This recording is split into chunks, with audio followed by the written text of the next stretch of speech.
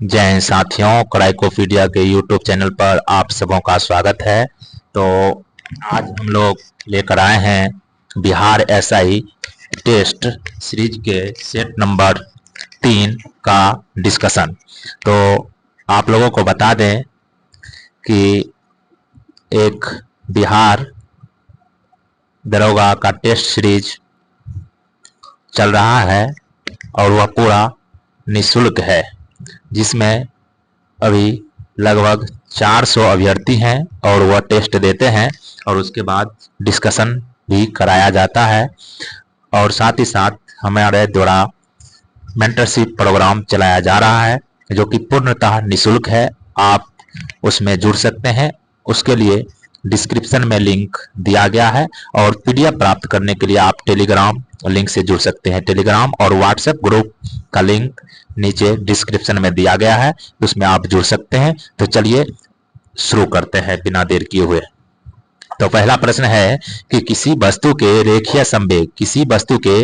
रेखीय संवेग में परिवर्तन की दर उस पर लगने वाले डैश के समानुपाती होती है। ऑप्शन ए है आवेग, ऑप्शन बी है सी है बल, ऑप्शन बी आघूर्ण, ऑप्शन डी है गतिज ऊर्जा। तो देखिए, तो यहाँ पर प्रश्न क्या पूछ रहा है, किसी वस्तु के रेखीय संवेग में। सबसे पहले रेखीय संवेग क्या होता है, संवेग क्या होता है, तो द्रव्यमान संवेग जो है द्रव्यमान और वेग के गुणनफल को ही क्या कहते हैं, संवेग कहते हैं। तो P बराबर क्या होता है, एम भी। अब किसी भी चीज में अगर परिवर्तन की दर बोलता है, परिवर्तन की दर मतलब क्या है कि नीचे में समय, कोई भी चीज परिवर्तन कब होता है, समय के साथ परिवर्तन होता है। किसके साथ परिवर्तन होता है, समय के साथ। तो यहाँ पे क्या पूछ रहा है, किसी वस्तु के रेखीय संवेग में परिवर्तन की दर। तो रेखीय संवेग कितना है, एम भी, और संवेग में परिवर्तन की दर जैसे ही परिवर्तन कोई भी चीज कैसे होता है, समय के साथ। जैसे कोई भी व्यक्ति जिसका उम्र 12 साल था, अगले साल 13 साल हो जाता है, तो समय के साथ परिवर्तन होता है। उसी प्रकार तो एम भी बटे क्या लिखेंगे, टी। तो एम भी बटे टी हो गया। तो एम भी बटे टी, तो इसको हम लोग लिख सकते हैं एम गुना भी बटे टी लिख सकते हैं। एम और भी बटे टी बराबर क्या होता है, ए। वेग में परिवर्तन की दर को क्या कहते हैं, त्वरण कहते हैं। तो एफ बराबर एफ समानुपाती क्या हो गया, एम ए। एम ए किसका व्यंजक है, बल का। तो यहाँ पे हो जाएगा किसी वस्तु के रेखीय संवेग में परिवर्तन की दर उस पर लगने वाले बल के समानुपाती होता है। किसके समानुपाती होता है, बल के। इसका सही आंसर हो जाएगा बल। क्या हो जाएगा, बल हो जाएगा। यहां तक में दिक्कतें नहीं होनी चाहिए। तो क्लियर है। तो उसके बाद एक गतिज ऊर्जा होता है। गतिज ऊर्जा बराबर होता है कि पी स्क्वायर बटे 2m अगर रहता है तो संवेग काइनेटिक एनर्जी बराबर, गतिज ऊर्जा बराबर सूत्र क्या होता है, काइनेटिक एनर्जी बराबर पी स्क्वायर बटे 2m। यदि गतिज ऊर्जा बराबर क्या होता है, पी स्क्वायर बटे 2m। अगर संवेग को 2 गुना करेंगे तो गतिज ऊर्जा क्या हो जाएगी, 4 गुना हो जाएगी। यह प्रश्न कई बार पूछा जाता है। तो यहाँ पर किसी वस्तु के रेखीय संवेग में परिवर्तन की दर उस पर लगने वाले बल के समानुपाती होती है और यह जो है न्यूटन के गति का द्वितीय नियम पर आधारित है। और इसी नियम के द्वारा बल का व्यंजक प्राप्त होता है। बल का व्यंजक किस नियम से प्राप्त होता है, न्यूटन के द्वितीय गति के नियम से प्राप्त होता है। और न्यूटन के प्रथम गति नियम से क्या प्राप्त होता है, बल की परिभाषा प्राप्त होती है। यहां तक में समस्याएं नहीं होनी चाहिए। चलिए, तो बल कौन सी राशि है, बल एक सदिश राशि है। ठीक, गतिज ऊर्जा कौन सी राशि है, अदिश राशि है। ठीक, तो चलिए आगे बढ़ते हैं। प्रकाश के संबंध में औसत्य कथन क्या है, तो प्रकाश एक विद्युत चुंबकीय तरंग है। प्रकाश एक विद्युत चुंबकीय तरंग है, यह बात सही है। ठीक, और इसकी चाल 3 × 10⁻8 मीटर प्रति सेकंड होती है।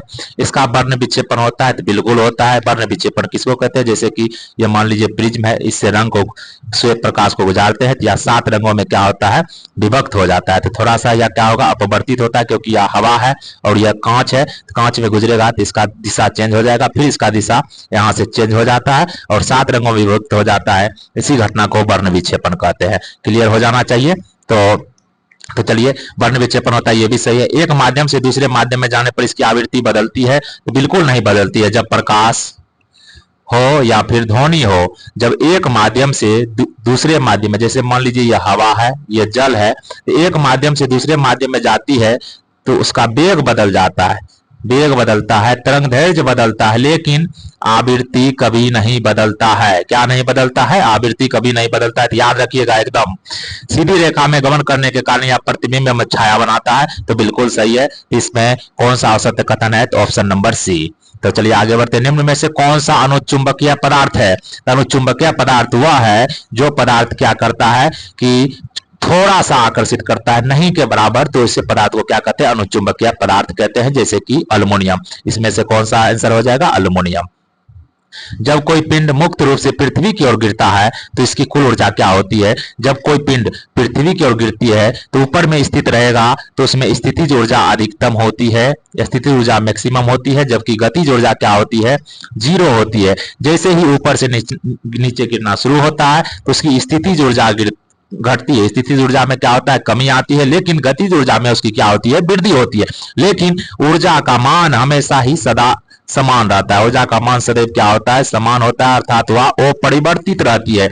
ऊर्जा हमेशा एक रूप से दूसरे रूप में बदलती है, लेकिन ऊर्जा कभी जितना रहता है उतना ही रहती है। यही ऊर्जा संरक्षण का भी नियम है। जब कोई पिंड मुक्त रूप से पृथ्वी की ओर गिरती है तो इसकी कुल ऊर्जा क्या होती है? वो परिवर्तित रहती है। वही गतिज ऊर्जा रहता है तो बढ़ती है, स्थितिज ऊर्जा रहता है तो घटती है। ठीक, तो यहाँ पर क्या हो जाएगा? वो परिवर्तित रहती है। ठीक, क्लियर हो गया? यही ऊर्जा संरक्षण का भी सिद्धांत है।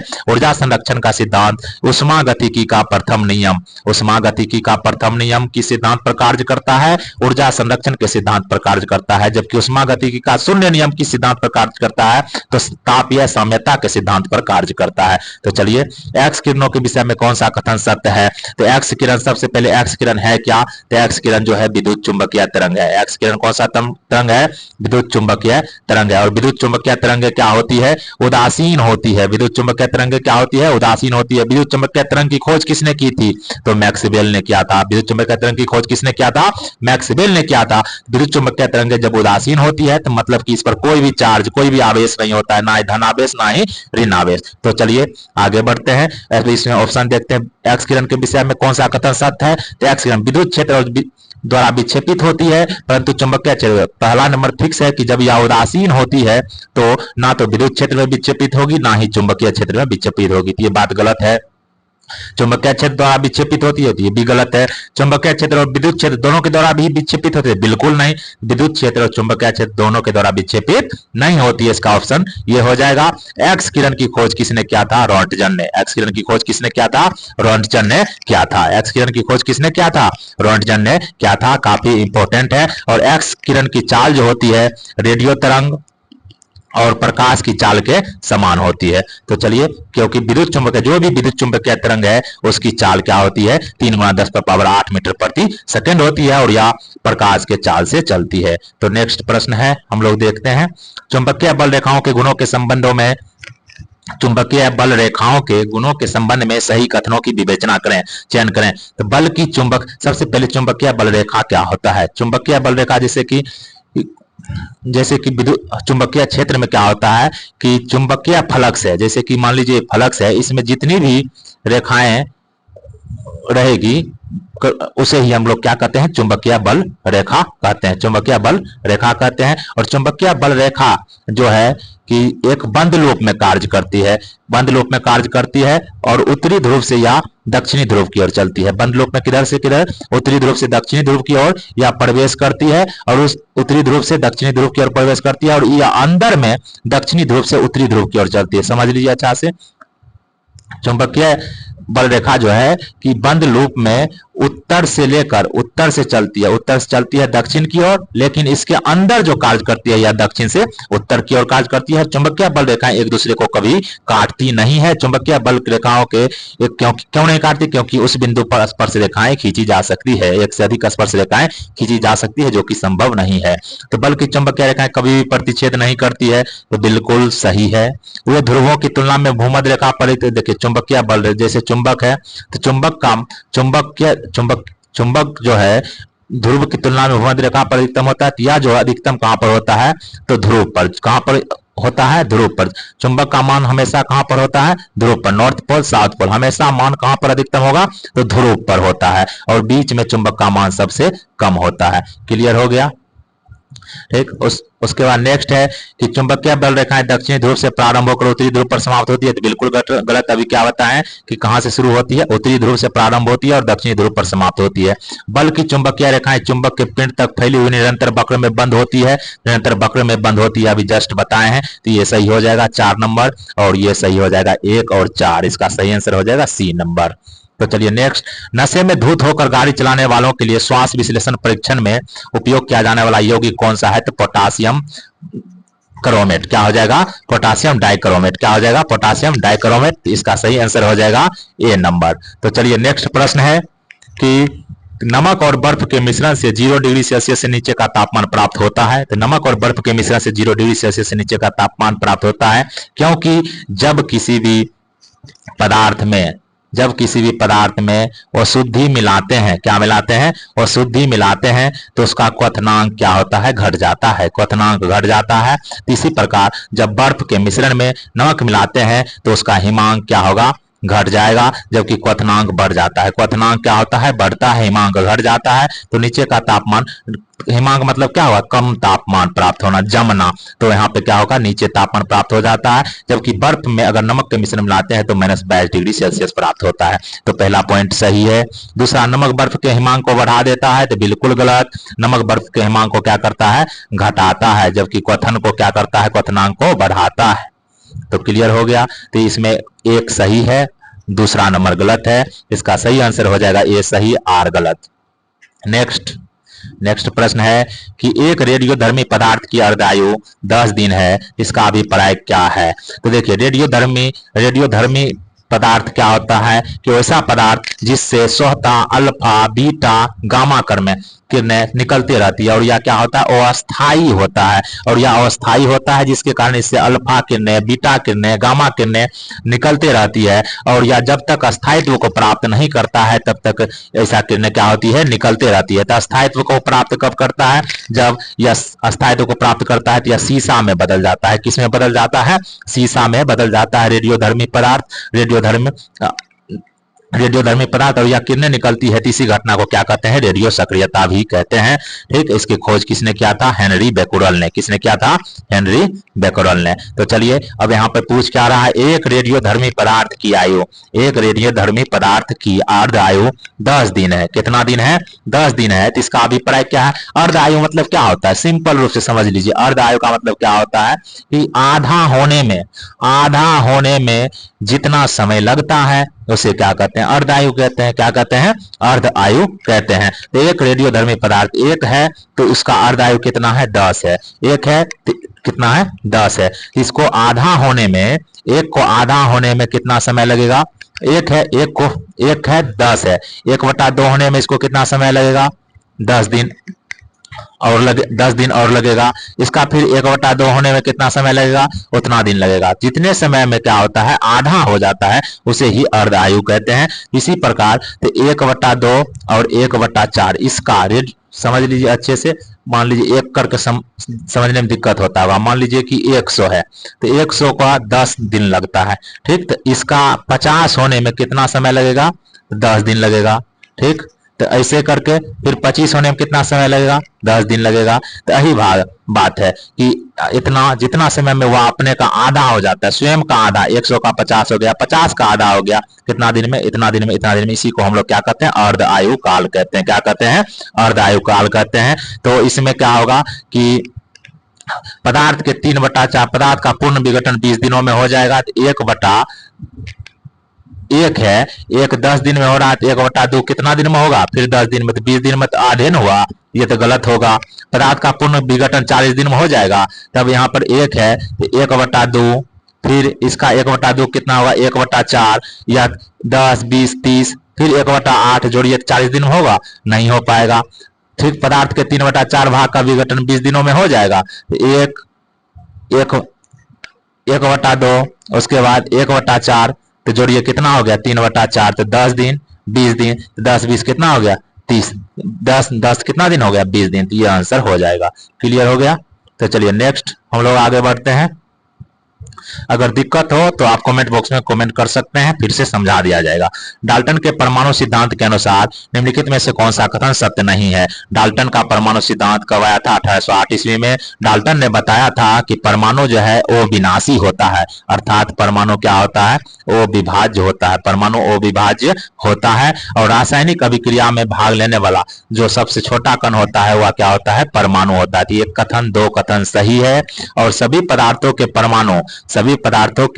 परमाणु जो है सभी मायनों में समान होते हैं, तो यह गलत है, यह बात गलत है। पदार्थ परमाणुओं से बने होते हैं, तो यह बात सही है। ठीक, तो चलिए नेक्स्ट, निम्नलिखित में से कौन सा कथन क्षार के विषय में सही है? क्षार क्या होता है? क्षार क्या होता है? कड़वा होता है। क्षार क्या होता है? कड़वा होता है। यह जल में घुलनशील होता है, जल में घुलनशील होता है, और क्षार कड़वा होता है, तो यह लाल लिटमस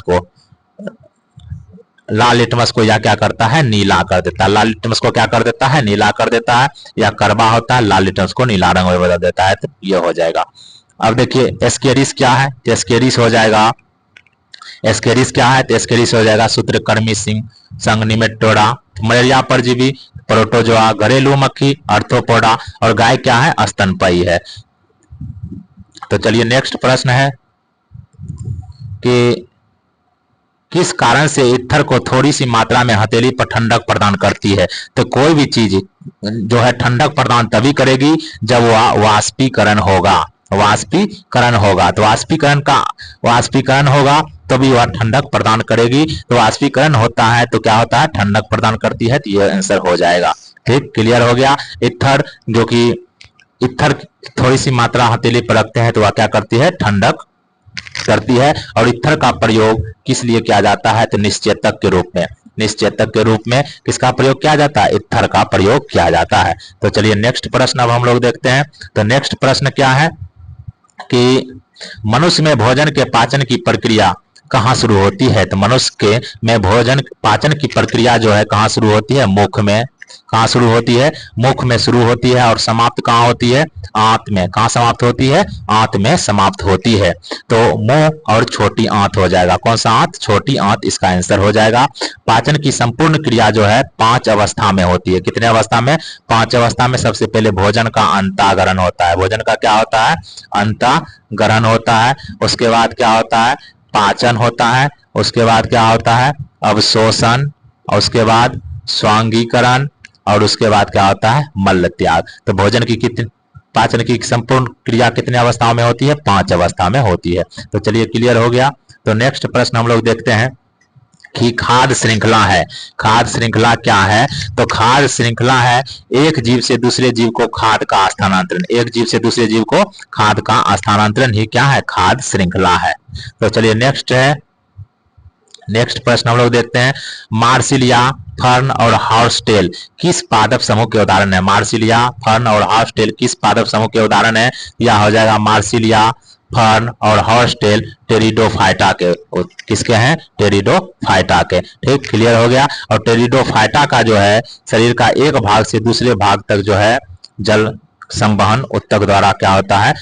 जल और अन्य पदार्थ का संवहन उत्तक द्वारा संवहन होता है। ठीक, तो चलिए टेरिडोफाइटा निम्नलिखित में से कौन सा लार का लाभ नहीं है? तो लार मुख में पाया जाता है। लार में 99% क्या पाया जाता है? जल पाया जाता है। लार में 99% जल पाया जाता है, जबकि 1% जो है क्या पाया जाता है? एंजाइम पाया जाता है। लार में 2 प्रकार के एंजाइम होते हैं। तो प्रमुख एंजाइम क्या है? टाइलिन, और एक क्या है? लाइसोजाइम। लाइसोजाइम। तो टाइलिन क्या करता है? स्टार्च को मंड में बदल देता है। स्टार्च को मंड में बदल देता है। तो लार का कार्य क्या है? निगलने में मदद करता है। बिल्कुल सही, निगलने में मदद करता है, तो यह बात सही है। आरबीसी की वृद्धि करता है, तो बिल्कुल गलत है। मुख और दांत को साफ करता है, सही है। या होंठों तथा जीवा की गति को अनुकूल बनाने में मदद करता है, तो बिल्कुल ही सही है। लार का पीएच मान भी याद रखिएगा। लार का पीएच मान कितना होता है? 6.8। लार का पीएच मान 6.8 होता है। लार कैसा होता है? अम्लीय। 7 से कम क्या कहलाता है? अम्लीय। तो चलिए नेक्स्ट, यदि माइटोकॉन्ड्रिया काम करना बंद कर दे तो कोशिका में कौन सा कार्य नहीं हो सकेगा? माइटोकॉन्ड्रिया का काम क्या है? कोशिकीय शोषण करना, कोशिका का ऑक्सीकरण कर, कोशिका को भोजन उपलब्ध करवाना, कोशिकीय शोषण में मदद करता है। तो यह क्या करता है, भोजन का ऑक्सीकरण करता है। भोजन का क्या करता है, ऑक्सीकरण करता है। कौन, माइटोकॉन्ड्रिया। माइटोकॉन्ड्रिया का खोज किसने किया था, बेंडा ने। किसने किया था, बेंडा ने किया था। माइटोकॉन्ड्रिया का खोज किसने किया था, माइटोकॉन्ड्रिया का नामकरण किया था बेंडा ने। किसने किया था, बेंडा ने नामकरण किया था। यहां तक में दिक्कत नहीं होना चाहिए। जबकि माइटोकॉन्ड्रिया को ही कोशिका का ऊर्जागिरी कहते हैं। कोशिका का ऊर्जागिरी कहते हैं किसको, माइटोकॉन्ड्रिया को। भोजन का ऑक्सीकरण यहाँ पर होता है इस कारण। और माइटोकॉन्ड्रिया को ही power house, cell of power house भी कहते हैं।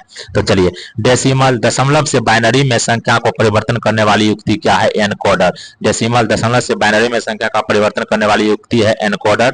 तो चलिए नेक्स्ट, थायमिन किस विटामिन का रासायनिक नाम है, तो विटामिन B12 है, B2 है, B1 है, B6। B1 का नाम, रासायनिक नाम क्या है, थायमिन। विटामिन B6 का रासायनिक नाम क्या है, पायराडॉक्सिन। विटामिन B6 का रासायनिक नाम क्या है, पायराडॉक्सिन। ठीक, और विटामिन B12 का रासायनिक नाम क्या है, साइनोकोबालामिन। विटामिन B12 का रासायनिक नाम क्या है, साइनोकोबालामिन है। और जबकि विटामिन A का रासायनिक नाम क्या है, रेटिनॉल। विटामिन A का रासायनिक नाम रेटिनॉल है। जबकि विटामिन B3 का रासायनिक नाम क्या है, नियासिन। विटामिन B3 का रासायनिक नाम क्या है, नियासिन। विटामिन B5 का रासायनिक नाम क्या है, पेंटेथोनिक अम्ल। क्या नाम है, पेंटेथोनिक अम्ल। जबकि विटामिन B7 का रासायनिक नाम क्या है, B7 का रासायनिक नाम है बायोटीन। B7 का बायोटीन। B9 का रासायनिक नाम क्या है, तो फॉलिक अम्ल। फॉलिक अम्ल। ठीक, चलिए यहां तक में दिक्कत नहीं होना चाहिए। विटामिन सी का रासायनिक नाम क्या है, एस्कॉर्बिक अम्ल। क्या नाम है, एस्कॉर्बिक अम्ल। विटामिन डी का रासायनिक नाम क्या है, तो आप लोग कमेंट बॉक्स में कमेंट कीजिएगा। तो चलिए, और विटामिन का खोज किसने किया था, फंक ने किया था।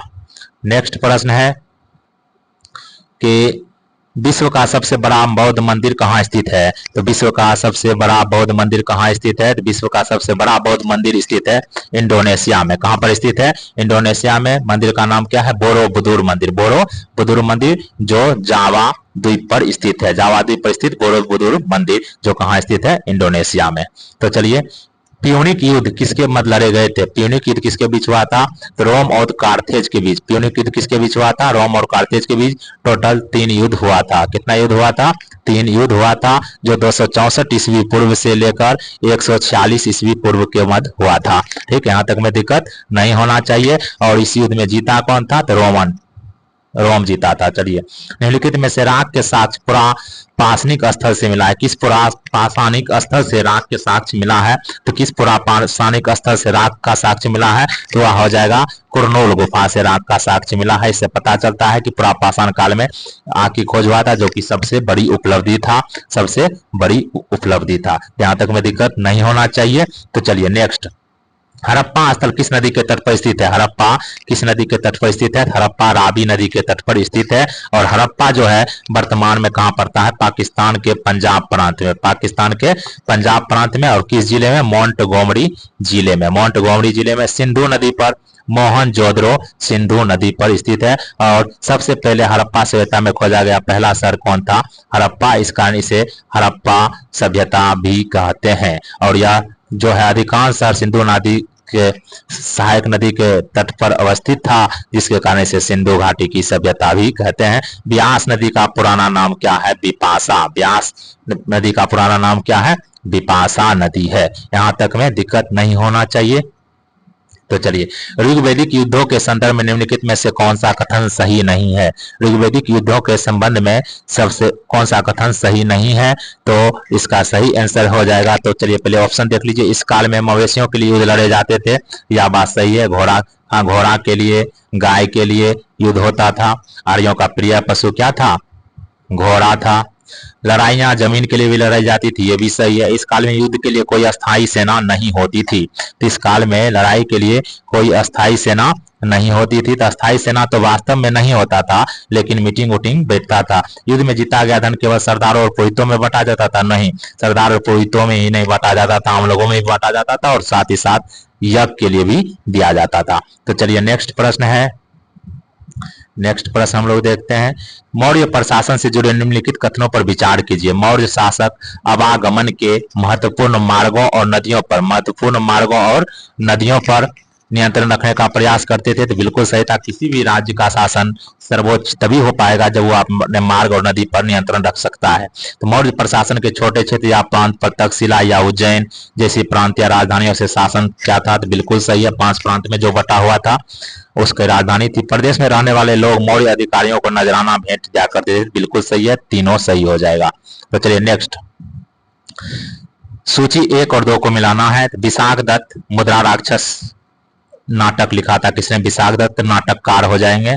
बारामीर जो कि एक बहुत ही बड़े खगोलज्ञ थे, खगोल विज्ञान के थे, तो बारामीर खगोल विज्ञान के। चरक जो कि चिकित्सा से संबंधित थे, जिन्होंने चरक संहिता लिखी थी। और ब्रह्मगुप्त जो कि गणितज्ञ थे, वैज्ञानिक थे, तो गणितज्ञ थे। सबसे पहले न्यूटन से पहले भी इन्होंने बता दिया था कि जो है कि कोई भी वस्तु पृथ्वी की ओर क्या होती है, गिरती है। तो न्यूटन से पहले किसने बताया था, ब्रह्मगुप्त ने बताया था। यहाँ तक में दिक्कत नहीं होना चाहिए। तो चलिए नेक्स्ट प्रश्न हम लोग देखते हैं।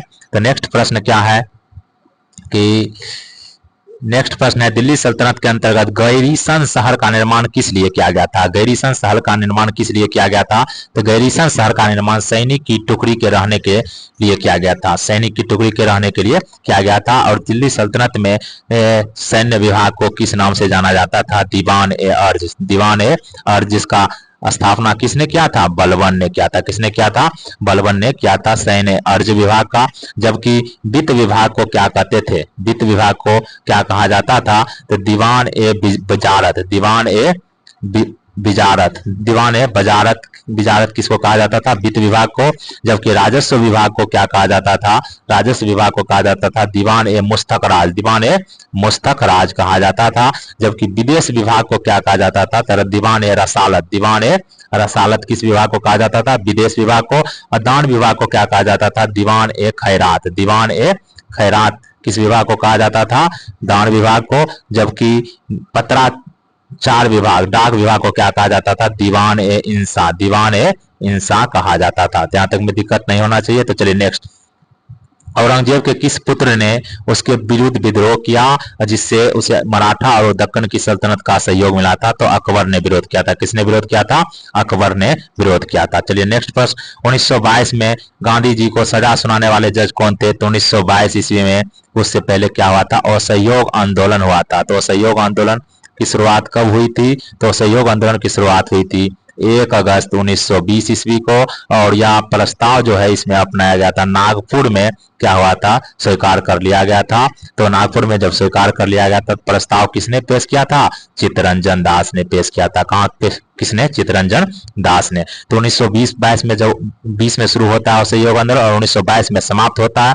क्यों समाप्त होता है, तो चौरी चौरा नामक हत्याकांड के कारण। और यह कब होता है, 5 फरवरी 1922 ईस्वी को चौरी चौरा नामक स्थान पर होता है। तो उस समय गांधी जी कहाँ थे, बारदोली में थे। और बारदोली में ही गांधी जी ने असहयोग आंदोलन को वापस लेने का निर्णय लिया। तो सुभाष चंद्र बोस, मोतीलाल नेहरू, जवाहरलाल नेहरू सभी ने इनका आलोचना किया। उसके बाद गांधी जी को क्या कर लिया जाता है, गिरफ्तार कर लिया जाता है। गांधी जी को क्या कर लिया जाता है, गिरफ्तार कर लिया जाता है। गिरफ्तार कब किया जाता है, मार्च 1922 ईस्वी में गांधी को गिरफ्तार कर लिया जाता है। तो इसकी सजा कौन सुनाते हैं, इसकी सजा जो सुनाता है ब्रूमफील्ड। कौन सुनाता है, ब्रूमफील्ड नामक जज सुनाता है।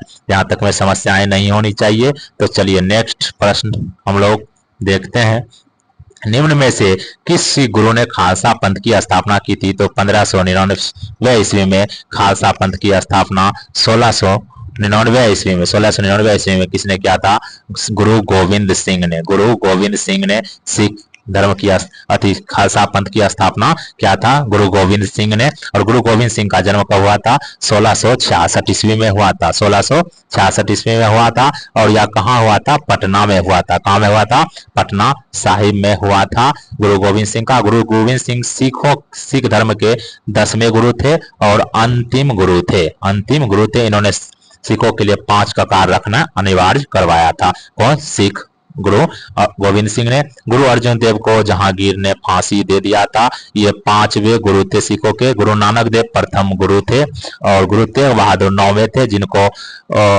इस गुरु अर्जुन देव को जहांगीर ने फांसी की सजा दिया था खुसरो की सहायता के कारण, और गुरुदेव तेग बहादुर को फांसी किसने दिया था? तो औरंगजेब ने फांसी दे दिया था। यहाँ तक में समस्याएं नहीं होनी चाहिए। सिख धर्म का दूसरा गुरु जो थे उनका नाम क्या था? अंगद था, जिन्होंने लहना की शुरुआत अस्थाई बनाया था। यहाँ तक में समस्याएं नहीं होनी चाहिए। हरिजनों की क्षमता के लिए ऊंची जातियां जिम्मेदार है, यह कथन किसका है?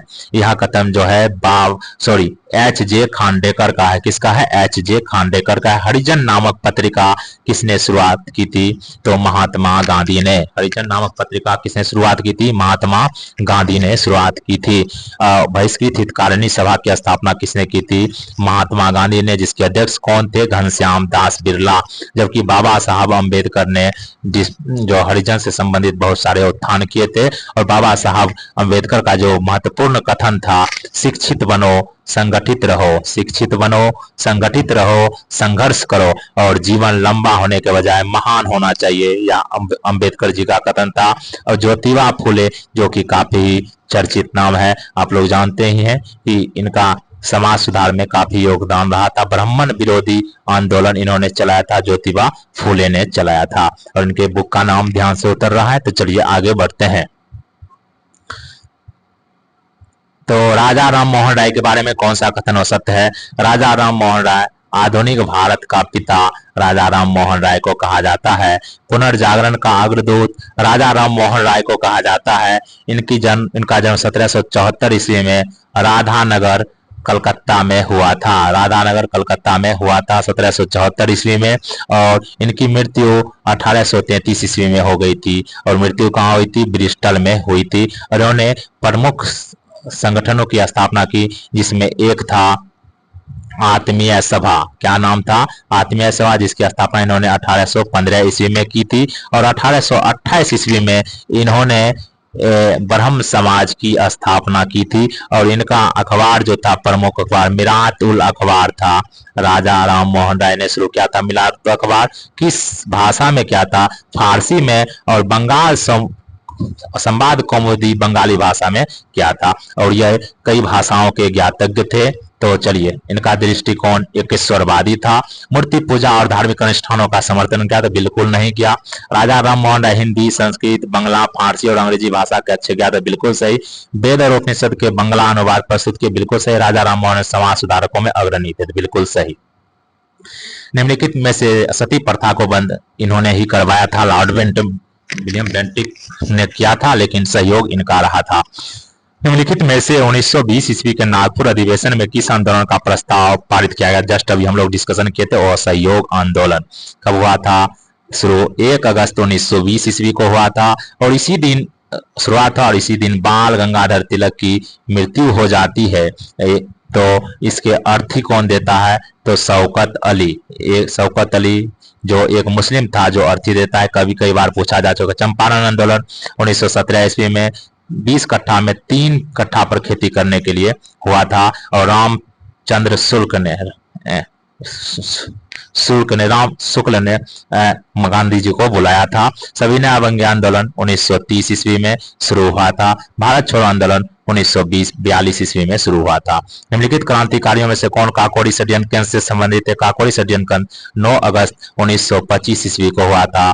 HSRA Hindustan socialist Republican association के क्रांतिकारी सदस्यों के द्वारा, जिसमें जो शामिल थे सचिन नाथ सन्याल, राम प्रसाद बिस्मिल, रोशन सिंह, अशफाक उल्लाह खान शामिल थे, लेकिन भगत सिंह शामिल नहीं थे। तो चलिए, भारत छोड़ो आंदोलन के दौरान किन किन जगहों पर समानांतर सरकार की स्थापना की गई? तो 3 जगह पर की गई थी। एक बलिया में, एक तामलुक में, और एक सतारा में समानांतर सरकार की स्थापना की गई थी, जिसमें सर्वाधिक दिन तक चला था कहाँ की सरकार? सतारा की, जो कहाँ पर स्थित है? महाराष्ट्र में। कहाँ पर? महाराष्ट्र में। ये कहाँ था? उत्तर प्रदेश में। तामलुक कहाँ था? बंगाल में। और सतारा महाराष्ट्र में। याद रखिएगा, बहुत इंपॉर्टेंट है। 1 2 3 हो जाएगा। तो नेक्स्ट प्रश्न है माउंट बेटन योजना किससे संबंधित है? माउंट बेटन योजना कब आया था? तो 3 जून 1947 ईस्वी को आया था। यह भारत के विभाजन की योजना था। इसे बाल्कन योजना भी कहा जाता है। तो देश के विभाजन से संबंधित था। तो चलिए, निम्नलिखित युगों में से कौन सा सुमेलित नहीं है? तो 1773 का जब रेगुलेटिंग एक्ट आया था तो उस समय लॉर्ड नॉर्थ थे, तो बिल्कुल सही है, लॉर्ड नॉर्थ थे। 1773 के रेगुलेटिंग 1773 का रेगुलेटिंग एक्ट क्यों आया था? कंपनी के भ्रष्टाचार पर नियंत्रण के लिए लाया गया। इसी के द्वारा केंद्रीय प्रशासन की नींव पड़ी। इसी के द्वारा 1774 ईस्वी में कलकत्ता में सुप्रीम कोर्ट की स्थापना होती है और सुप्रीम कोर्ट की स्थापना होती है। तो इसके जो प्रथम मुख्य न्यायाधीश थे एलिजा इम्पे थे। कौन थे? एलिजा इम्पे थे। यहाँ तक में दिक्कत नहीं होना चाहिए। और इसके तहत जो है गवर्नर को, तीनों प्रांत में जो गवर्नर होता था, 3 प्रांत था, कलकत्ता, मद्रास और बम्बई, तीनों प्रेसिडेंसी में गवर्नर था। इसमें बंगाल के गवर्नर को गवर्नर जनरल बना दिया गया और गवर्नर जनरल बना दिया गया और तीनों प्रांत के, मद्रास और बम्बई के प्रेसिडेंसी के गवर्नर को इसके गवर्नर जनरल के अधीन कर दिया गया। यहाँ तक में दिक्कत नहीं है। और इसके तहत बनने वाले के पहले गवर्नर जनरल थे वारेन हेस्टिंग्स। क्या थे? वारेन हेस्टिंग्स थे। यहाँ तक में समस्याएं होनी ही नहीं चाहिए। तो चलिए नेक्स्ट है कि लॉर्ड कॉर्नवालिस अस्थायी बंदोबस्त लाया था, जो जमींदारी बंदोबस्त था। इसे जमींदारी बंदोबस्त भी कहते हैं। यह 1793 ईस्वी में लागू हुआ था, लेकिन 1770 ईस्वी में यह 10 वर्षीय प्रोग्राम के तहत लाया गया था। इसमें जमींदार को अधिकार दिया गया था कि क्या करें, राजस्व को वसूलें। 9/10 भाग कौन रखता था? जमींदार रखता था। 10/11 भाग रखता था शायद। ठीक, तो चलिए, लॉर्ड बेंटिक सती प्रथा का उन्मूलन किया राजा राम मोहन राय के सहयोग से। बिल्कुल सही है। भारत का प्रथम गवर्नर जनरल, भारत का प्रथम गवर्नर जनरल कौन था? Lord William Bentinck. लेकिन बंगाल का अंतिम गवर्नर जनरल कौन था? Lord William Bentinck. Lord Canning, भारतीय शिक्षा का मैग्ना कार्टा। भारतीय शिक्षा का मैग्ना कार्टा 1854 के वुड डिस्पैच को भारतीय शिक्षा का मैग्ना कार्टा कहा जाता है। लेकिन यह आया था किसके समय में? लॉर्ड डलहौजी के समय में। किसके समय में आया था? लॉर्ड डलहौजी के समय में। तो इसमें सही कौन है? तो इसके 1 2 3 सही, 3 सही है, लेकिन ये गलत है।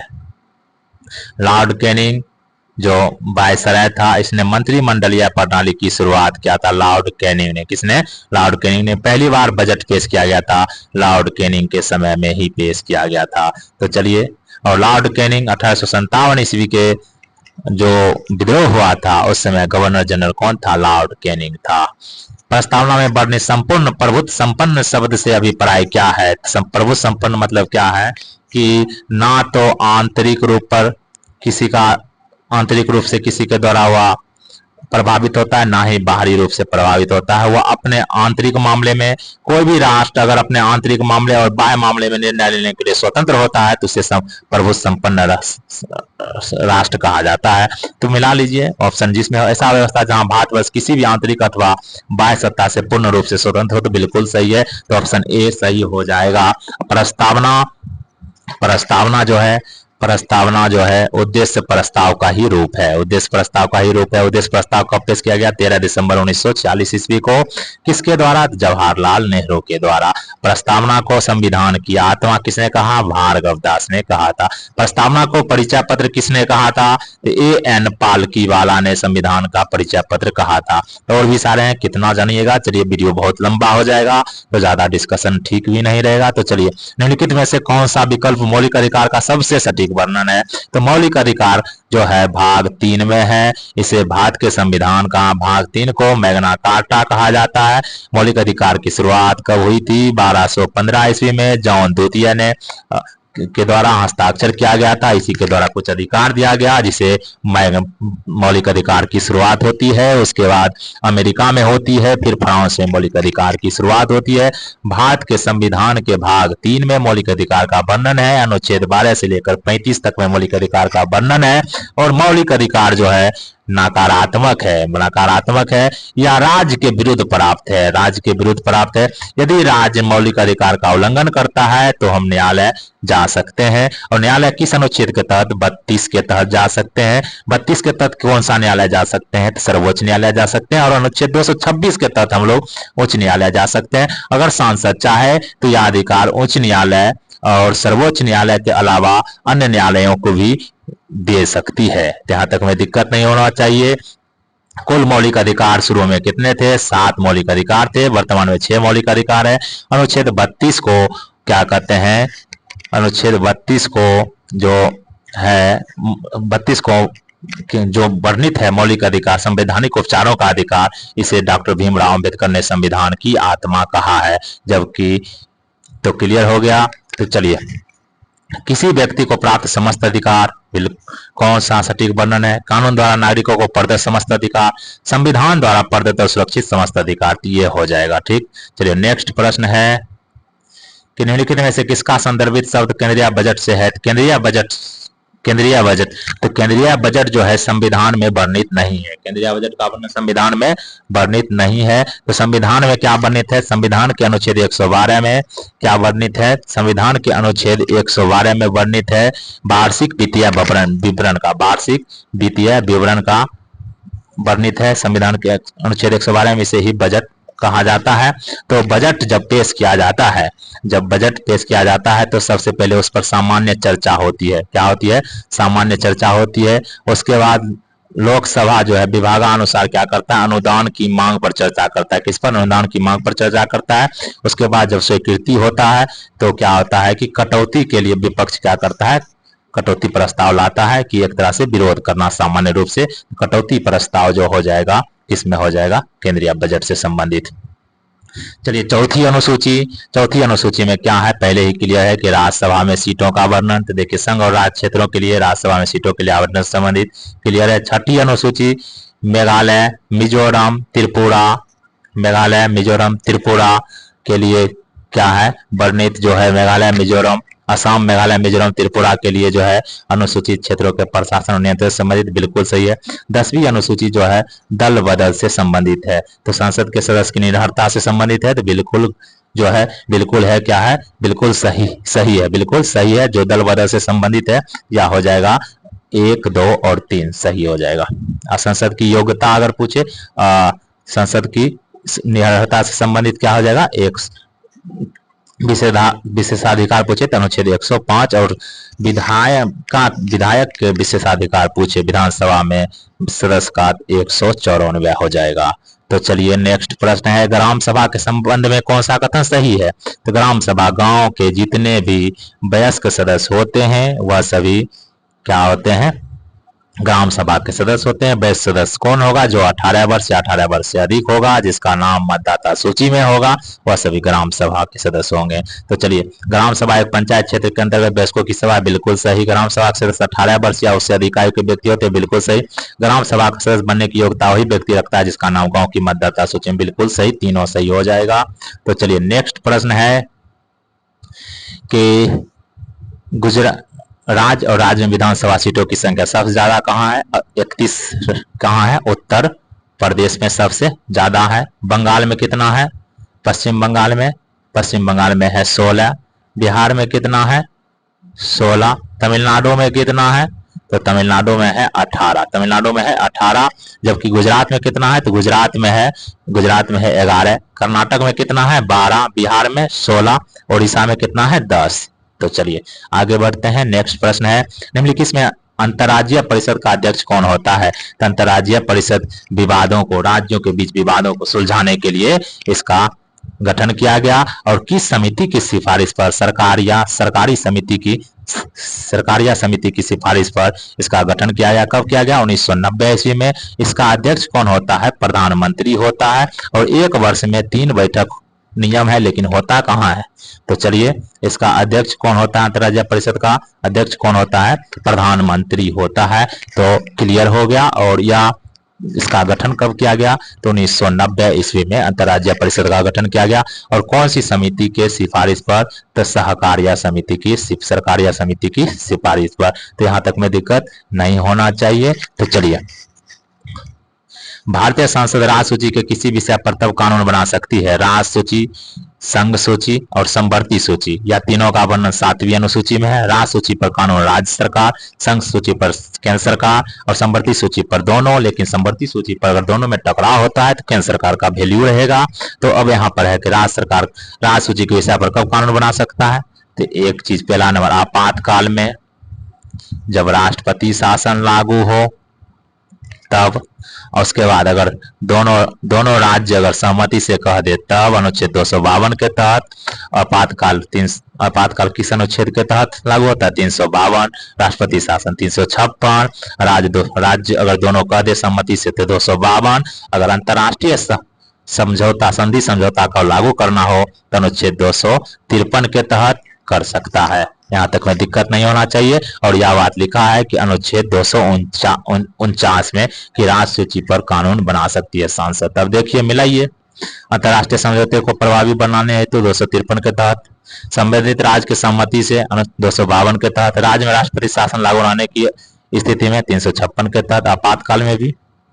चलिए, निम्न में से कौन राज्यसभा की शक्तियों में सम्मिलित है? तो राज्यसभा का वर्णन किस अनुच्छेद में है?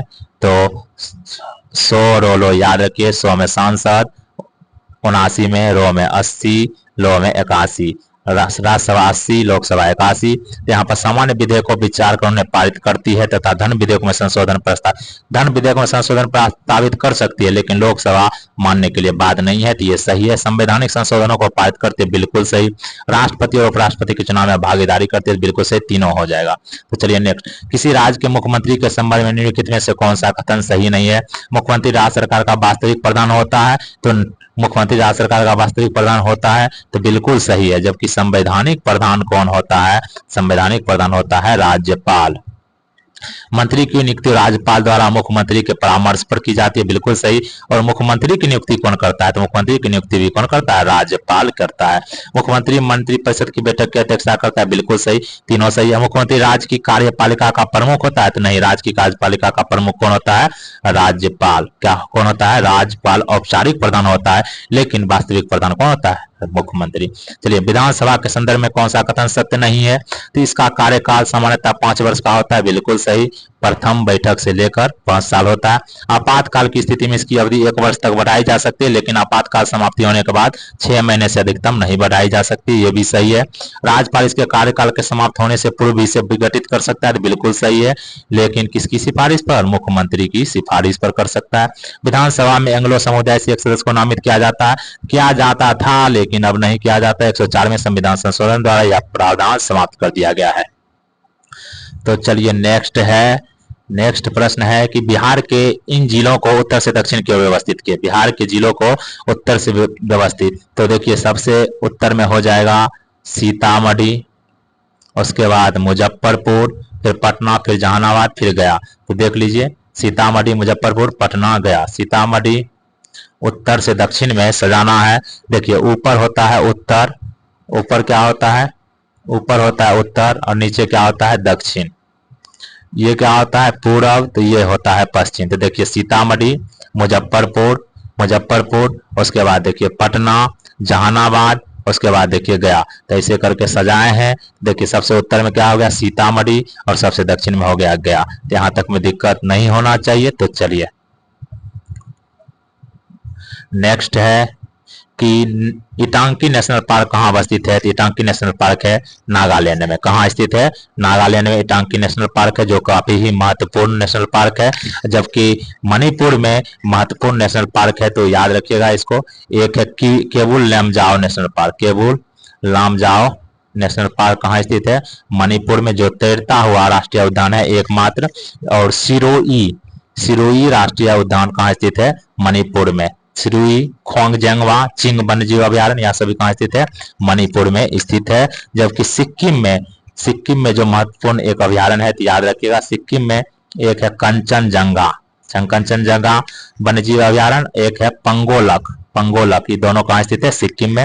याद रखिएगा, बहुत ही महत्वपूर्ण हो जाता है। त्रिपुरा में याद रखिएगा गोमती वन्यजीव अभयारण्य कहाँ है? त्रिपुरा में।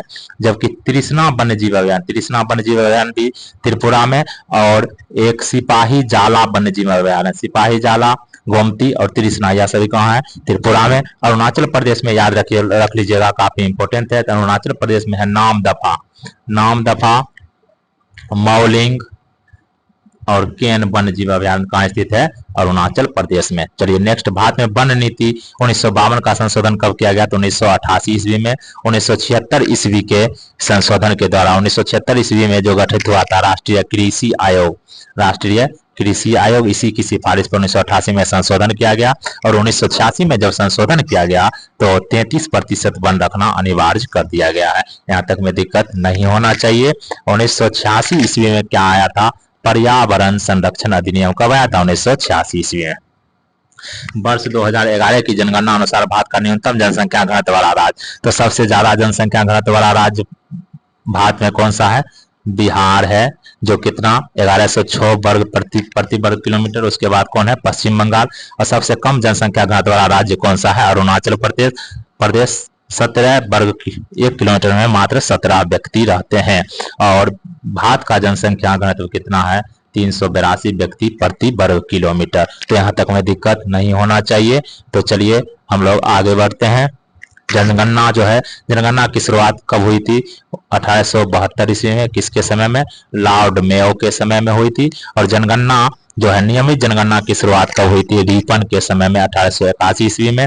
2011 की जो जनगणना थी, देश की 15वीं जनगणना थी और स्वतंत्र भारत की 7वीं जनगणना थी। यहाँ तक में दिक्कत नहीं होना चाहिए। और इसका जो था शुभंकर परगणक शिक्षिका जो थी आदर्शवाग था। यहाँ तक में दिक्कत नहीं होना चाहिए। और जनगणना की सूची के अंतर्गत आता है तो संघ सूची में आता है, 246 के तहत की जाती है। निम्नलिखित द्वीपों के युगों में से कौन सा एक 10 डिग्री चैनल द्वारा आपस में अलग किया जाता है? तो अंडमान और निकोबार 10 डिग्री चैनल के द्वारा आपस में पृथक किया जाता है। तो यहाँ तक में दिक्कत नहीं होना चाहिए। तो चलिए आगे बढ़ते हैं। चलिए थोड़ा सा देख लीजिए।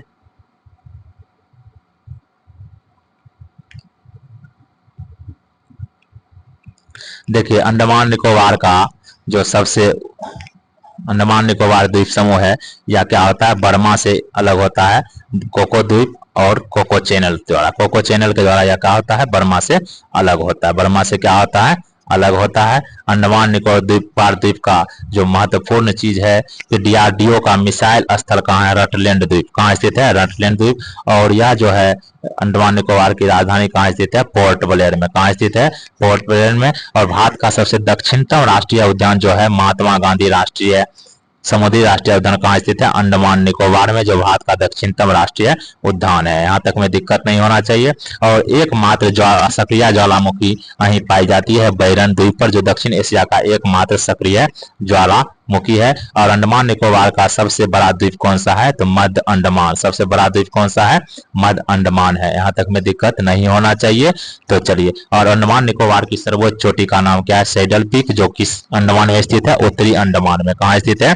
उत्तरी अंडमान में स्थित है। यहाँ तक में दिक्कत नहीं होना चाहिए। ठीक, उसके बाद भारत का दक्षिणतम बिंदु जो है इंदिरा पॉइंट है, जो कहाँ स्थित है? ग्रेट निकोबार में। कहाँ स्थित है? ग्रेट निकोबार में। तो टोटल अंडमान निकोबार से जुड़े हुए कर लिए हैं। टोटल 572 द्वीप है इसमें। निम्नलिखित में से कौन सा भारत का सबसे ऊंचा जलप्रपात है? भारत का सबसे ऊंचा जलप्रपात कौन है? तो भारत का सबसे ऊंचा जलप्रपात जो है कुंचिकल जलप्रपात है। भारत का सबसे ऊंचा जलप्रपात कौन सा है? तो कुंचिकल जलप्रपात है, जो किस नदी पर है? बरहा नदी पर। भारत का सबसे ऊंचा जलप्रपात कौन सा है? कुंचिकल जलप्रपात है, जो किस नदी पर है? बरहा नदी पर है, याद रखिएगा। और यह इसकी ऊंचाई 455 मीटर है। और यह कहाँ स्थित है? कर्नाटक में। कहाँ पर स्थित है? कर्नाटक में। किस जिला में? शिमोगा जिला में। जोग जलप्रपात, जिसे महात्मा गांधी जलप्रपात भी कहते हैं, किस नदी पर है? शरावती नदी पर। यह कहाँ स्थित है? कर्नाटक में। रकीम कुंड जलप्रपात कहाँ स्थित है? रोहतास में। कहाँ पर स्थित है? रोहतास में। रकीम कुंड नामक जलप्रपात कहाँ स्थित है? रोहतास में स्थित है। और किस नदी पर है? रकीम कुंड जलप्रपात जो है रोहतास में स्थित है, और यह गाय घाट नदी पर है। गाय घाट नदी पर। और केवटी जलप्रपात जो है कहाँ स्थित है? मध्य प्रदेश में। और किस? रीवा जिले में। मध्य प्रदेश के रीवा जिले में। ठीक, क्लियर हो गया। एक इंपोर्टेंट याद रखिएगा, शिव समुद्रम जलप्रपात। शिव समुद्रम जलप्रपात कहाँ स्थित है? कर्नाटक में। और किस नदी पर स्थित है? कावेरी नदी पर। एक इंपोर्टेंट है चुलिया जलप्रपात, जो चंबल नदी पर है। चुलिया जलप्रपात चंबल नदी पर स्थित है। कहाँ पर स्थित है? राजस्थान में। एक है वसुंधरा जलप्रपात। वसुंधरा जलप्रपात जो कि काफी इंपोर्टेंट है, उत्तराखंड में स्थित है। कहाँ पर? उत्तराखंड में। एक है गोकक जलप्रपात, यह भी कहाँ स्थित है? कर्नाटक में, बेलगाम जिले में, घाट प्रभा पर। एक है धुआंधार जलप्रपात। धुआंधार जलप्रपात यह कहाँ स्थित है?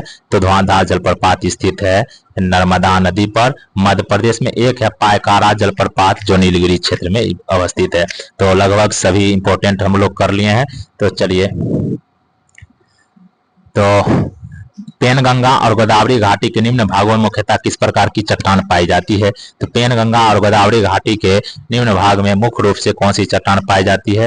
तो यह पाई जाती है पेनगंगा और गोदावरी के घाटी में मुख्य रूप से पाई जाने वाली जो चट्टानें हैं वह चट्टानें हैं कुंडप्पा समूह की चट्टान, जो कि आंध्र प्रदेश में पाई जाती है। इस कारण से कुंडप्पा, आंध्र प्रदेश कुंडप्पा नामक जगह पर, जिस कारण से कुंडप्पा चट्टान भी कहते हैं।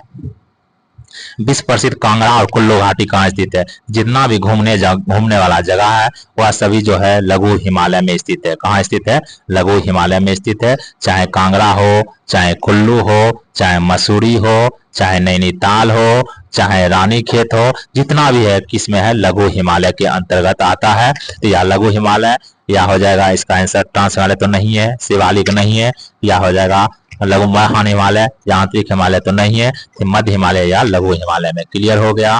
तो चलिए, पश्चिमी तटीय मैदान के विभाजन के संदर्भ में निम्नलिखित में से कौन सा एवं सुमेलित नहीं है? तो कर्नाटक मालाबार तट, कर्नाटक से लेकर केरल तक के तट को मालाबार तट कहा जाता है। महाराष्ट्र कोंकण तट, गुजरात काठियावाड़ तट, केरल कोरोमंडल तट। तो महाराष्ट्र जो है कोंकण तट पर स्थित है, सही है, गुजरात काठियावाड़ तट पर, केरल जो है कोरोमंडल पर नहीं है। तमिलनाडु और आंध्र प्रदेश के बीच के तट को क्या कहते हैं? कोरोमंडल तट कहते हैं। तो चलिए देख लेते हैं।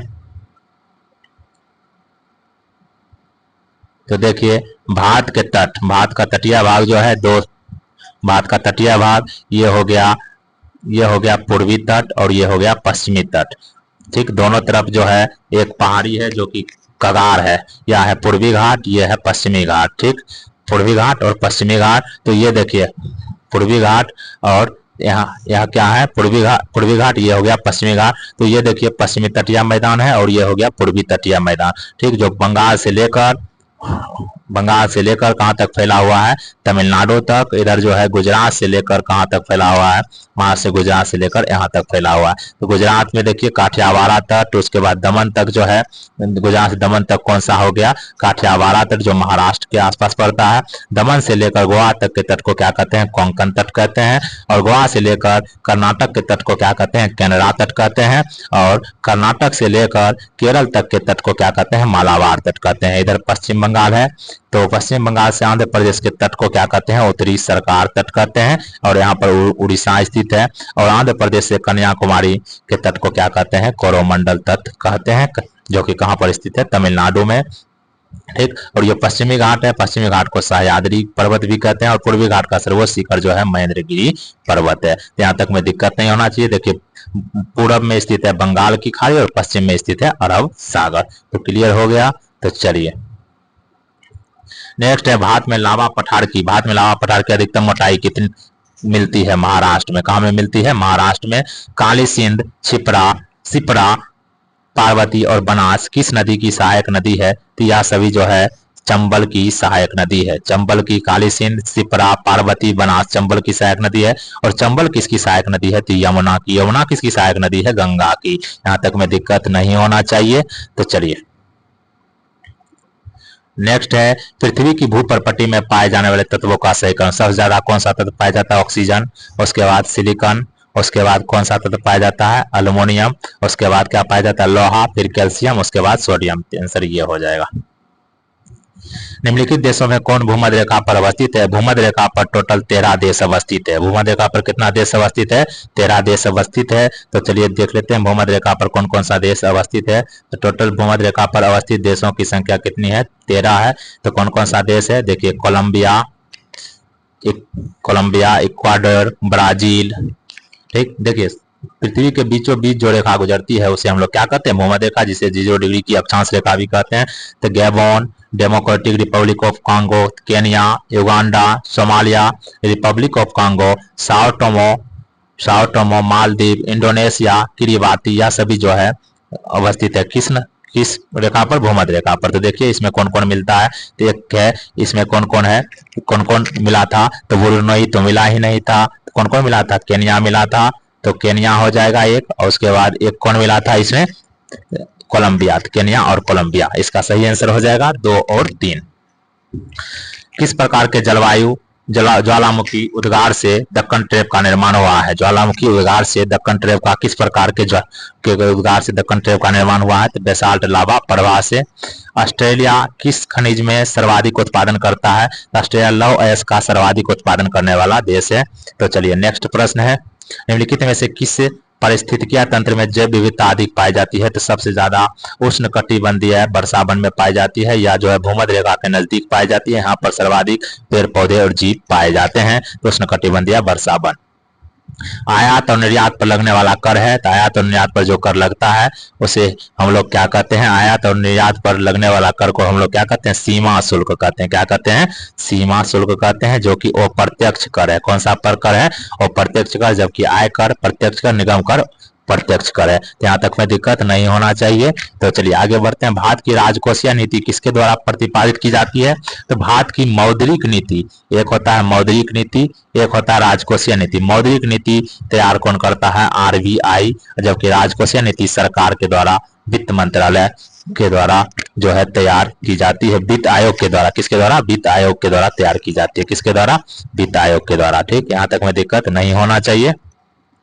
नरसिम्हा कमेटी 1 किस सुधारों से संबंधित है? नरसिम्हा कमेटी 1 संबंधित है बैंकिंग संरचना सुधार से। किससे संबंधित है? बैंकिंग संरचना सुधार से। सेबी का मुख्यालय कहाँ स्थित है? सेबी का मुख्यालय स्थित है मुंबई में। सेबी की स्थापना कब हुआ था? 1988 ईस्वी में। कब स्थापना हुआ था? 1988 ईस्वी में, जबकि इसे जो है कानूनी दर्जा मिला था 1992 ईस्वी को मिला था। यहाँ तक में दिक्कत नहीं होना चाहिए। सेबी का मुख्यालय मुंबई में है। सेबी का मुख्यालय कहाँ स्थित है? मुंबई में। सेबी का मुख्यालय कहाँ स्थित है? मुंबई में। और सेबी जो है, सेबी वर्तमान में सेबी का जो अध्यक्ष है वह कौन है? तुहिन कांता पांडे। तुहिन कांता पांडे। और इसकी पहली महिला जो अध्यक्ष थी माधवी पुरी बुच, जिसे हाल ही में एक केस में फंसी हुई थी, तो इसे जमानत मिल गया है। तो चलिए, भारतीय नियोजन के वास्तुकार कौन थे? भारतीय नियोजन के वास्तुकार थे पंडित जवाहरलाल नेहरू। 1938 ईस्वी में आर्थिक नियोजन को पेश किया था किसने? पंडित जवाहरलाल नेहरू ने। ठीक, तो भारतीय नियोजन के वास्तुकार कौन थे? पंडित जवाहरलाल नेहरू, जो कि राष्ट्रीय योजना समिति की स्थापना 1938 ईस्वी में जो हुई थी पंडित नेहरू की अध्यक्षता में। और केसी नियोगी की सिफारिश पर, केसी नियोगी की सिफारिश पर भारत में योजना आयोग की स्थापना हुई थी। और योजना आयोग की स्थापना कब हुई थी? तो 15 मार्च 1950 ईस्वी को योजना आयोग की स्थापना हुई थी। योजना आयोग के अध्यक्ष कौन होते हैं? तो प्रधानमंत्री होते हैं। योजना आयोग के पहले अध्यक्ष कौन थे? पंडित जवाहरलाल नेहरू। और इसके प्रथम उपाध्यक्ष थे गुलाल जवाहरीलाल नंदा। योजना आयोग के अंतिम अध्यक्ष कौन थे? मनमोहन सिंह। और इसके अंतिम उपाध्यक्ष थे मोन्टेक सिंह अहलूवालिया। और योजना आयोग के स्थान पर किसका गठन किया गया है? नीति आयोग का गठन किया गया। कब गठन किया गया? 2015 में। योजना आयोग को 2014 में 15 अगस्त को खत्म कर दिया गया। यहाँ तक में दिक्कत नहीं होना चाहिए। और सर योजना आयोग जो है, योजना आयोग किसके प्रस्ताव पर स्थापना किया गया था? तो जॉन मथाई के प्रस्ताव पर, जॉन मथाई के प्रस्ताव पर। और सबसे पहले नियोजित अर्थव्यवस्था की शुरुआत जो हुई थी 1928 ईस्वी में। और केंद्रीकृत नियोजन की जो शुरुआत हुई थी कहां से? सोवियत संघ रूस से। कहां से शुरू हुई थी? सोवियत संघ से शुरू हुई थी। और भारत में आर्थिक आयोजन संबंधी प्रस्ताव सबसे पहले विश्वेश्वरैया के पुस्तक plan and economy of India में आई थी। तो क्लियर हो गया। तो चलिए नेक्स्ट प्रश्न है कि आर्थिक सर्वेक्षण 2024-25 के अनुसार वित्त वर्ष 2025 में कृषि के क्षेत्र में कितना प्रतिशत वृद्धि का अनुमान है? तो 3.8% का। 3.8% का। नए आयकर की दर के अनुसार 24 लाख से अधिक की आय पर कितना प्रतिशत टैक्स है? 24 लाख से अधिक पर 30% का है। कितना प्रतिशत का है? 30% का है। तो चलिए, 0 से 4 लाख पर 0% टैक्स है। 4 से 8 लाख पर 5%, 8 से 12 लाख पर 10%, 12 से 16 लाख पर 15%, 16 से 20 लाख पर 20%, 20 से 24 लाख पर 25%, 24 लाख से अधिक आय है तो 30% टैक्स लगता है। तो चलिए, बिहार के पहले शुष्क बंदरगाह का उद्घाटन कहाँ किया गया है? तो बिहटा में। उद्योग मंत्री, बिहार के उद्योग मंत्री नीतीश मिश्रा ने किया था। नीतीश मिश्रा ने किया था। किसने किया था? नीतीश मिश्रा ने। यहाँ तक में दिक्कत नहीं होना चाहिए। तो चलिए नेक्स्ट प्रश्न है कि ट्विटर एक्स की नई सीईओ किसे नियुक्त किया गया। ट्विटर की नई सीईओ किसे नियुक्त किया गया? लिंडा याकारिनो को। लिंडा याकारिनो को ट्विटर जिसे एक्स को किसने खरीद लिया? एलन मास्क ने। ऑपरेशन कन्विक्शन किससे संबंधित है? तो ऑपरेशन कन्विक्शन यौन उत्पीड़न, धार्मिक धर्म परिवर्तन और गौ हत्या पर रोक से संबंधित है। गौ हत्या पर रोक से संबंधित है। जबकि एंटीबायोटिक दवा का जो प्रयोग होता है उसको रोकने के लिए एक ऑपरेशन चलाया गया, तो वह ऑपरेशन का नाम क्या है? ऑपरेशन अमृत। ऑपरेशन अमृत की शुरुआत एंटीबायोटिक दवा के उपयोग को कम करने के लिए शुरुआत किया गया। यहाँ तक में दिक्कत नहीं होना चाहिए।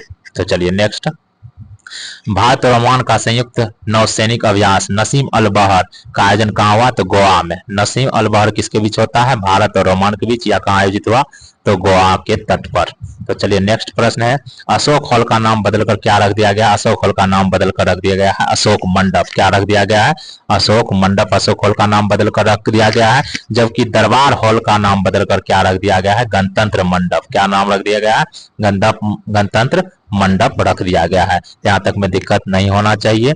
तो चलिए, संविधान मंडप, संविधान सदन नाम रखा भी गया है। संविधान सदन किसका नाम रखा गया है? तो पुराना जो संसद भवन था उसका नाम क्या रख दिया गया है? संविधान भवन। क्या रख दिया गया है? संविधान भवन। और पोर्ट ब्लेयर का नाम क्या बदल कर रख दिया गया है? विजयपुरम। तो चलिए नेक्स्ट, बिहार की कितनी महिलाओं को पद्म पुरस्कार 2025 से सम्मानित किया गया है? बिहार की 2 महिलाओं को सम्मानित किया गया है। एक का नाम क्या है? तो एक है शारदा सिन्हा, जिनका मृत्यु हो गया था, तो इन्हें शारदा सिन्हा को पद्म विभूषण दिया गया। और एक है निर्मला देवी, जिसे पद्मश्री से सम्मानित किया गया। स्वप्निल कुसाले, स्वप्निल कुसाले किससे संबंधित है? किस खेल से? निशानेबाजी से। 50 मीटर में इन्होंने कांस्य पदक जीता था, ग्रीष्म ओलंपिक 2024 में जीता था। और इनका संबंध किस राज्य से है? तो महाराष्ट्र से। तो महाराष्ट्र मारिए। जबकि भारत ने कुल 6 पदक जीता था। एक नीरज चोपड़ा ने कौन सा पदक जीता था? तो भाला फेंक में इन्होंने जीता था कौन सा पदक? तो भाला फेंक में जो पदक जीता था, रजत पदक जीता था। जबकि पाकिस्तान का स्वर्ण पदक जीता था। जबकि एक निशानेबाजी में 10 मीटर में जो लड़की जीती थी, जिनका नाम था मनो भाकर। क्या नाम था? मनो भाकर, जो कि कांस्य पदक जीती थी। और उसके बाद एक अमन सहरावत भी जीते थे 57 किलोग्राम में, जो कि कुश्ती से संबंधित थे। तो चलिए नेक्स्ट हम लोग देखते हैं कि निजुत मोइना किस राज्य की योजना है? निजुत मोइना आसाम की। हाल ही में प्रधानमंत्री मोदी द्वारा बधावन बंदरगाह, बहुत ही इंपॉर्टेंट है, बधावन बंदरगाह महाराष्ट्र में। कहाँ में? महाराष्ट्र में शुरुआत हुई है। बधावन बंदरगाह की शुरुआत कहाँ पर हुई है? महाराष्ट्र में। 76,220 करोड़ रुपए से शुरुआत हुई है। और यह देश का सबसे बड़ा कंटेनर बंदरगाह बन रहा है। तो कौन सा? बधावन बंदरगाह। तो चलिए, सिपरी द्वारा हाल ही में दुनिया भर में परमाणु हथियार की स्थिति को लेकर एक रिपोर्ट जारी की गई है। इस रिपोर्ट में कुल कितने देशों को परमाणु संपन्न बताया गया? तो 9 देशों को, जिसमें भारत, पाकिस्तान, चीन, रूस, अमेरिका, फ्रांस, ब्रिटेन, उत्तर कोरिया और इजराइल को घोषित किया गया है। जिसमें 90% परमाणु हथियार किसके पास है? रूस और अमेरिका के पास। और भारत के पास 172, पाकिस्तान के पास 170। अब भारत जो है किस स्थान पर है? 6ठे स्थान पर। तो चलिए नेक्स्ट प्रश्न, प्रधानमंत्री जनजाति उन्नत ग्राम अभियान के संदर्भ में कौन सा कथन सत्य है? तो प्रधानमंत्री जनजाति उन्नत ग्राम अभियान के संदर्भ में इस योजना के आदिवासी समुदाय के 5 करोड़ लोगों को फायदा होगा। तो बिल्कुल सही है। इससे 30-63 हजार आदिवासी गांवों को शामिल करने का लक्ष्य, बिल्कुल सही है। तो चलिए नेक्स्ट देखिए, गणित है तो इसको हम कैसे बना सकते हैं? देखिए सेम है, यहाँ भी, यहाँ भी, यहाँ भी, यहाँ भी। इसको मान लीजिए अगर ए मान लेते हैं तो ए प्लस बी का होल स्क्वायर प्लस, इसको ए मान लेते हैं, ये ए है, फिर ये बी, इसको ए माइनस बी का होल स्क्वायर बटे यहाँ पर क्या हो जाएगा? ए गुना बी, ए बी। अब देखिए इस पूरा टर्म को एक्स मान लेते हैं, इसको वाई मान लेते हैं, तो क्या हो जाएगा? X square minus Y square. X square minus Y square बराबर क्या होता है? X plus Y into X minus Y. इसको पूरा टर्म को एक्स माने हैं और इसको क्या माने हैं? वाई। तो क्या हो जाएगा? A plus B, A plus B x plus Y, इसको x माने हैं, इसको y, तो a प्लस बी, तो ये लीजिए हो गया a plus B into A minus B हो जाएगा। a माइनस बी, तो a प्लस बी यहाँ पर लिखेंगे, ठीक। तो इसको फिर क्या लिखेंगे माइनस में, माइनस ए हो जाएगा, अब माइनस माइनस प्लस ए हो जाएगा, अब फिर minus minus plus minus minus B हो जाएगा, ठीक। उसके बाद यहाँ क्या लिखेंगे ए बी, तो देखिए क्या हो गया कि यहाँ पे ए कट गया, यहाँ पे बी बी कट गया, तो यहाँ क्या बचा बी बी, 2b गुना ए, तो 2a, यहाँ पे कितना बचा A B, A Guna B, यहाँ देखिए बी बी कैंसिल, ए कैंसिल, दो दोनों कितना हो गया 4, तो आंसर क्या हो जाएगा 4 हो जाएगा। क्लियर हो गया। अगर किसी प्रकार का दिक्कत हो तो आप कमेंट बॉक्स में कमेंट कर सकते हैं, स्पेशल आपको बता दिया जाएगा, मेंटर्स ग्रुप में जुड़ जाइए। तो 4। नेक्स्ट है कि निम्नलिखित आकृति में त्रिभुजों की संख्या ज्ञात है। त्रिभुज की संख्या तो सबसे सिंपली रूप से अगर इस तरह का आता है, सिंपली रूप से अगर इस तरह का त्रिभुज जैसे ही बना आता है तो गिनती में आप लोग 5 रखिए याद, नहीं याद रख सकते हैं तो देखिए गिनती कीजिए, इसको सबसे पहले अलग कीजिए, 1 1 1 1 1 2 3 4 4 हुआ, और इस टोटल इस सौसे को ले लेते हैं, पूरा ले लेंगे तो कितना हो गया 5। अब फिर इसको लीजिए 1 1 2 और ये पूरा लीजिएगा तो कितना हो जाएगा 3, तो कितना हो गया 8। फिर इसको लीजिए 1 2 और इस पूरा लीजिएगा 3, कितना हो गया 11। उसके बाद एक इसको लीजिएगा तो कितना हो जाएगा 12, और ये पूरे लीजिएगा 1 तो कितना हो जाएगा 13। 5 3 8 11 12 1 13, तो कितना हो जाएगा 13। तो चलिए नेक्स्ट, यदि वृत्त ए और बी की त्रिज्या 1.5 अनुपात 1 के अनुपात में है तो वृत्त और ए बी के क्षेत्रफल का वृत्त ए और बी के क्षेत्रफल का अनुपात क्या है। देखिए वृत्त का क्षेत्रफल का अनुपात क्या है, तो वृत्त है तो मान लीजिए पहले वृत्त का क्षेत्रफल पाई r1 का स्क्वायर बटे पाई r2 का स्क्वायर, तो पाई पाई कैंसिल, तो r1 का स्क्वायर बटे r2, r1 का मान कितना है 1.5 गुना 1.5 दो बार हो जाएगा, r2 का मान 1 है तो 1 को गुना कीजिएगा तो उतना ही होगा, इसको उड़ाइए इसको उड़ाइए, कितना हो जाएगा 15 15 गुना कीजिएगा 225, और नीचे में कितना हो जाएगा 10, उड़ाइएगा दशमलव दीजिएगा, फिर यहाँ पे 10 दीजिएगा, 10 दाएं 100, कितना हो गया 2.25 बटे 1, 2.25 बटे 1, तो अनुपात 2. अच्छा क्लियर हो गया। तो चलिए, एक कार 3 व्यापारी द्वारा बेची जाती है जिस पर उन्हें प्रत्येक की 4% की हानि होती है। यदि इसे 13,824 रुपया में खरीदता है तो पहले द्वारा चुकाई गई कीमत ज्ञात। 3 व्यापारी द्वारा बेचा जाता है, ठीक, और सबको 4% की हानि होती है। देखिए अगर किसी कार की कीमत मान लीजिए x रुपया है, किसी कार का कीमत कितना है x रुपया, अगर किसी कार की कीमत है, जब किसी कार की कीमत x रुपया है तो 4% की हानि पर बेचेगा तो मतलब 100% मतलब बराबर दाम में 4% कम, तो 96% पर बेच रहा है, 96 बटे 100 गुना, फिर दूसरा आदमी भी 96% पर बेच रहा है 4% हानि पर, तो मतलब वो भी कितना परसेंट 96%, फिर तीसरा आदमी जो है 4% हानि पर ये भी कितना बेच रहा है 96% पर, और वह कितना में अगला आदमी खरीद रहा है तो 13,884 में, 13,824 में, तो क्लियर बराबर इतना डाल दिए। अब देखिए काटिए, 12 से काटते हैं तो 8 बार में, यहाँ से 12 एकम 12, इधर 1 8 12 एकम 12 6 2 12 25 60, 2 बारों कट गया। अब उसके बाद फिर 8 से काटिए तो यहाँ पर कितना होता है 8 एकम 8 3 5 8 चौक 32 3 2 6 144 बार में। अब फिर 8 से काटिए तो 12 बार में, यहाँ कितना होता है कि 12 से काट देते हैं सीधा 8 बार में, यहाँ कितना हो जाता है 12। अब यहाँ फिर 8 से काट 12 से काटते थे 8 बार में, यहाँ फिर कट गया पूरा, तब कितना हो गया यहाँ 1 बचा, इधर x बटे 100 गुना 100 और गुना 100 बराबर, यहाँ ऊपर में 8 गुना 8 है बराबर 1, तो इसको कैसे लिख सकते हैं, इधर कोना कोनी गुना करेंगे तो कितना हो जाएगा 100 गुना 100 गुना 100 बटे 8 गुना 8 x बराबर, ठीक। अब देखिए 4 से काटते हैं 2 बार में, यहाँ 25, ठीक, 4 से फिर काटते हैं 2 बार में, यहाँ 25, और 2 दूनी 4 25, तो 25 गुना 25 गुना 25, तो 625 गुना 25 625 गुना 25 कीजिएगा कितना आ जाएगा 15,625। तो क्लियर हो गया। ए डी से नाटा है परंतु सी से लंबा है, डी बी से नाटा है परंतु ए से लंबा है, ई ए से नाटा है परंतु सी से लंबा है, 2 सबसे लंबे व्यक्ति कौन। इस प्रकार का प्रश्न है तो क्या कर रहा है, ए डी से नाटा है, जैसे जैसे कहता है करते जाए, ए डी से नाटा है, तो डी से नाटा मतलब ए डी से नाटा है, तो ए जो है डी से नाटा है मतलब कि डी इससे बड़ा है, ऊपर में कर दिए डी से नाटा है। सी से लंबा है, परंतु सी से लंबा है, सी से लंबा कर दिए एक को।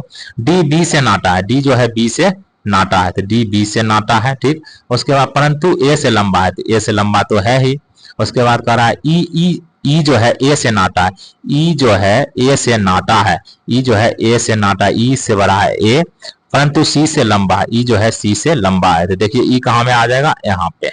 तब क्या पूछ रहा है, दो सबसे लंबे व्यक्ति कौन है, तो दो सबसे लंबा व्यक्ति कौन हो जाएगा, तो बी और डी, तो बी और डी। क्लियर हो गया।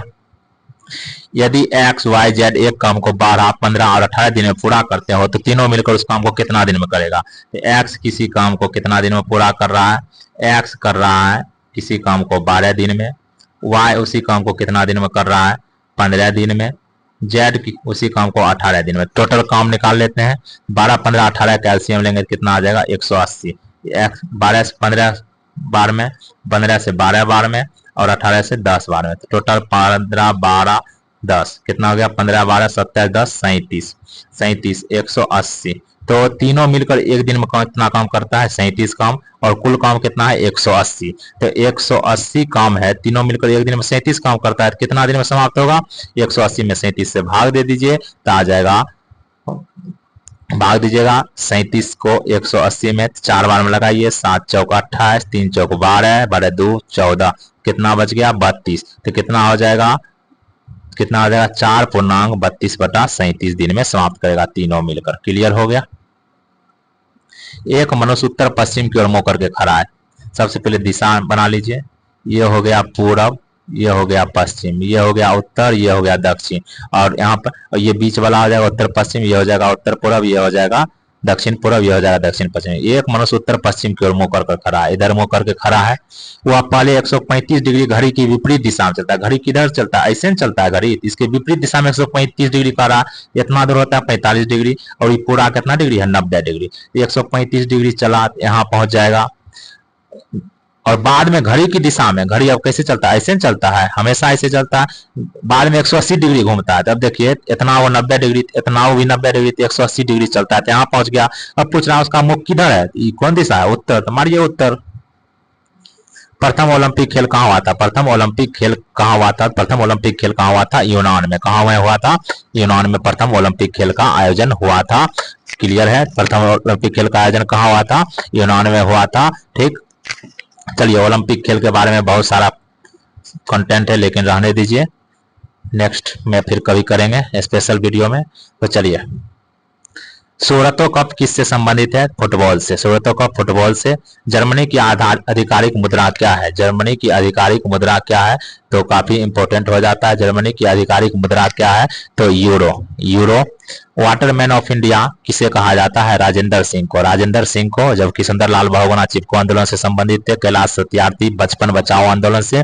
अशोक चक्र पुरस्कार की शुरुआत कब हुई थी, 1952 ईस्वी में हुई थी, और यह शांति काल का सर्वोच्च पुरस्कार है, या नागरिक और सैन्य दोनों में दिया जाता है।